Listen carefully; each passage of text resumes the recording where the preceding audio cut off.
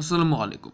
মুহাম্মদ সাল্লাল্লাহু আলাইহি সাল্লামকে নিয়ে আর মা আয়েশা রাদিয়াল্লাহু তাআলা আনকে নিয়ে মুফাসসিল ইসলাম তো অনেক উল্টাপাল্টা গজামিল দিয়ে গেছেন, তাই না? আচ্ছা, আর আপনারা সেগুলো বিলিভ করেছেন, ভালো কথা।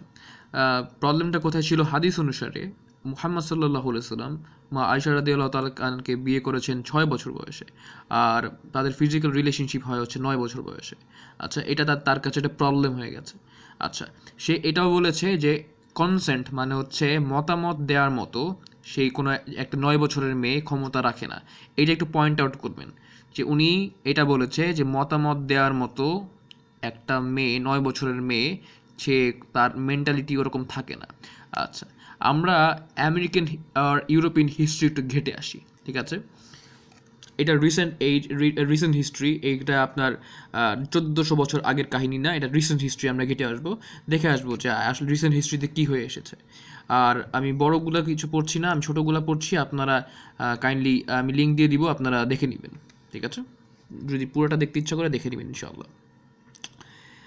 এখানে দেখা যাচ্ছে Richard A Posner is the chief জাজ of the US court of appeals, 7th Circuit, Chicago. Catherine B. Shelburg is associate professor at Boston University School of Law.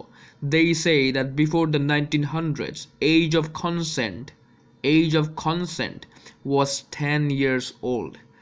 যারা বুঝেননি তাদেরকে বলছি, রিচার্ড এ পজনার একজন হচ্ছে চিফ জাজ অফ ইউএস কোর্টের একজন চিফ জাজ, আর হচ্ছে 7th Circuit, শিকাগো। আর হচ্ছে ক্যাথরিন বি, উনি হচ্ছে একজন প্রফেসর, বোস্টন ইউনিভার্সিটি একজন প্রফেসর, স্কুল অফ ল, ঠিক আছে?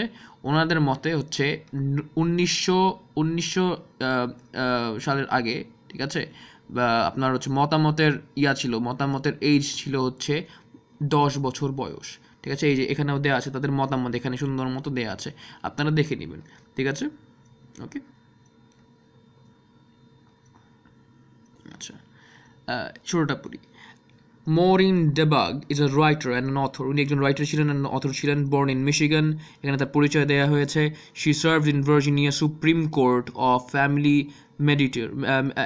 আচ্ছা, Supreme Court Family Mediator. আচ্ছা, ওকে। তো বেসিক্যালি ওনার মতে হচ্ছে the 19th century, the minimum age of consent for sexual intercourse in most American states was 10 years. ঠিক আছে? In Delaware it was 7 years. ওনার মতে হচ্ছে 19th সেঞ্চুরিতে আপনার মতামত দেওয়ার মিনিমাম এজ ছিল, মানে যৌন সঙ্গম করার মিনিমাম এজ ছিল, সেক্সুয়াল ইন্টারকোর্স যৌন সঙ্গম করার মিনিমাম এজ ছিল হচ্ছে আমেরিকাতে 10 বছর বয়স। আর হচ্ছে ইন ডেলওয়্যার স্টেট, মানে ডেলওয়্যার হচ্ছে আমেরিকার একটা স্টেট, ওই স্টেটে ছিল 7 বছর বয়স। বোঝা গেল? আচ্ছা, আমরা বড়গুলাতে না যাই, আমরা ছোটোগুলো পড়ি। এখানে দেখা যাচ্ছে Susan M Ross, according to British common law during the colonial period the age of consent was 7। ঠিক আছে, বোঝা গেল? এইটা আমার ফেভারিট। দেখেন, আমি আগেই বলেছিলাম যে হচ্ছে উনি বলেছিলেন যে একটা মেয়ে তার ডিসিশন নিতে পারে না, 9 বছর বয়সে সে ডিসিশন নিতে পারে না। আচ্ছা, ক্যারোলিন কোকার মতে, at what age is a person capable of making an informed decision about whether or not to engage in sex? মানে কোয়েশ্চেন করা হয়েছে কোন বয়সে একটা মানুষ, ঠিক আছে, মানে ডিসিশন নিতে সক্ষম যে সে যৌন সঙ্গ করবে নাকি করবে না, মানে সিদ্ধান্ত নিতে সে সক্ষম কোন এইজে যে সে যৌন সঙ্গম করবে নাকি করবে না, ঠিক আছে? What would it B?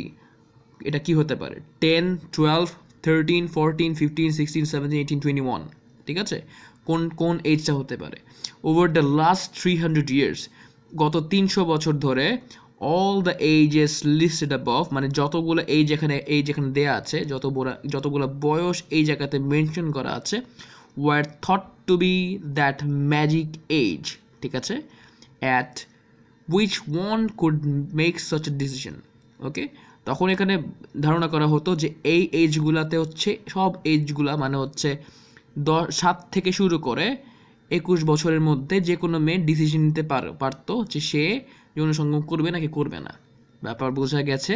ঠিক আছে, এইসব এই জায়গায় সুন্দর মতো দেয়া আছে, আপনার একটু ঘেটে ঘেটে ঘেটে ঘেটে সুন্দর করে পড়ে নেবেন ইনশাআল্লাহ, ঠিক আছে?